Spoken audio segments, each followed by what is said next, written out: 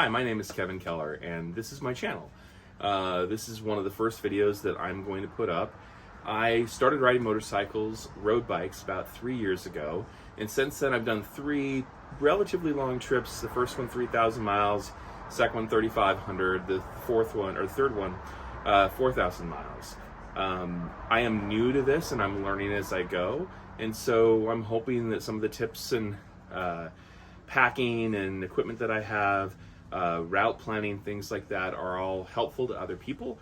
Don't know if I'll get 1 follower or zero followers or 10 or 20. It doesn't matter as long as this is out there, and if one person likes it and decides to get out and do the thing. Call out to Amanda Zito, who is an amazing YouTuber who gets out there and motorcycles all over the place. Some of the places I went on this last trip that you'll see, the 4,000 mile trip, are due to her and her influence. She hit some of these places in the middle of Oregon, and I saw them and thought, hey, that's close to where I'm going. I may as well see if I can see that place too. It looked really cool.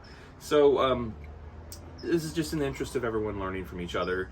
I will go through on this first video, talk a little bit about the bike that I'm taking, talk a little bit about the loadout, and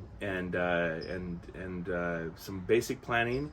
And from there, we'll add videos probably as I get them done. I can't promise weekly. I did a 17-day trip for that 4,000 miles.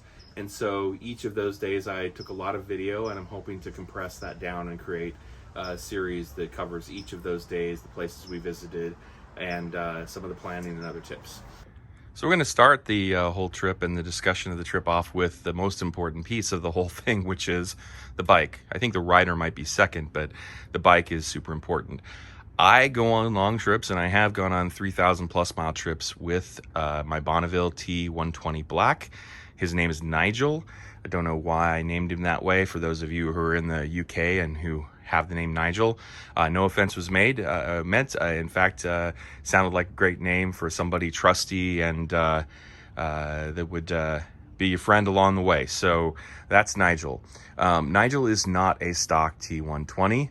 At this point, I have made a lot of different changes to the bike. It is a solid bike. This bike can get you around. It can get you thousands and thousands of miles. I think some of the people who went around the world early in the 70s and 60s, even before that, were on British bikes, and this thing can get you there.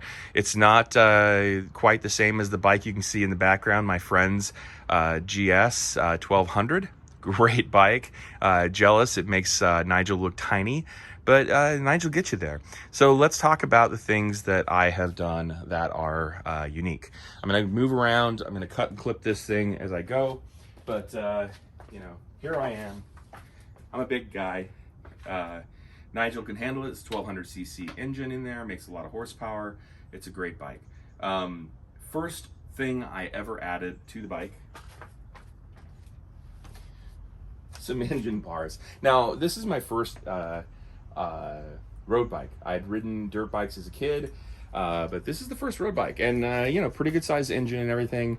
I think right out of the safety courses, I was a little worried about dropping the bike, so I put the engine bars on, and I didn't even do it myself.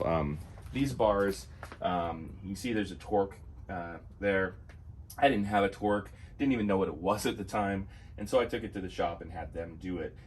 Could have done it myself though, and in hindsight, a lot of maintenance on these things is really straightforward, can be done by yourself, and since then I've pretty much done everything else myself. So what else have I done?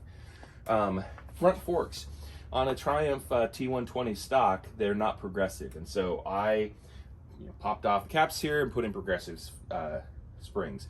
It is a really easy thing to do. It replaced the bulb in the front with a LED. It's a lot brighter, it's a lot better at night and at dusk, and I really like that. I did put on a smaller windscreen, but for trips like this, I've got a Madstad screen. It's a little bit of work to install it, but it comes on and off really easily. All you have to do is pop these, and you can pop this thing right off. So I'm going to leave it on for now, though. There.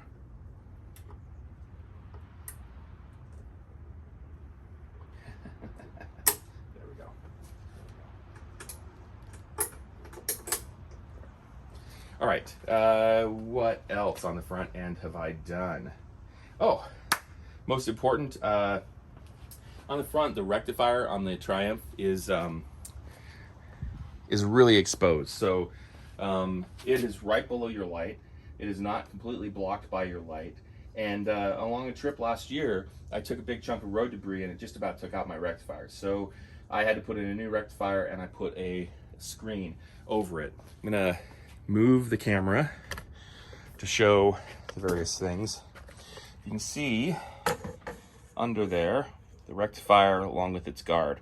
Now, same with the radiator. It has a guard on it, but the radiator guard it comes with is not great. So I have upgraded the guard on the radiator as well as put in a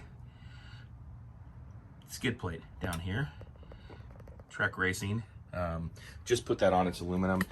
Biggest probably thing that I have done, but the biggest thing that I've done to this bike is wheels. These wheels are from Canyon Motorcycle, Canyon Customs. They are aluminum. They're meant to be non-tube, but at least on the rear, the coating on the inside where the spokes are has had some problems, and I've got a tube in that one right now. When I get back from this latest trip, I am going to reseal those and they'll be tubeless again. But for now, there is a tube in the back, not in the front. It means I have to pack a few additional things with me, which is a little bit painful, but you know, things happen. The other thing on those tires, on those wheels is I put on new rotors, some wave rotors from Gaffer. They're amazing. They're really great. I did not change the brakes. The calipers are stock, but I have changed out the pads many times. And right now, I'm running a set of semi-organics on the front for a little more bite, and pure organics on the back. I like the feel on the back of the organics. They don't grab as much, and you know, I think grab on the back can be bad. So I'm trying to avoid that by having organics on the back. I think it does help. What else? You'll notice the shocks are not stock. These are Hagon. They are adjusted already. Came adjusted for a load. I don't think I need to preload them anymore, but I will be testing that because the last time I got new shocks on this thing, I blew them out because I forgot to do preload before a very long trip with a lot of weight on the bike.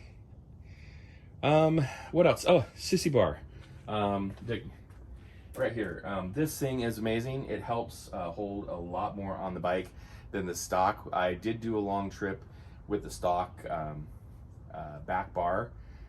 It's really a lot harder to load. Having this bar here, be able to put things underneath it, on top of this, and leaned up against this, and all tightened to it.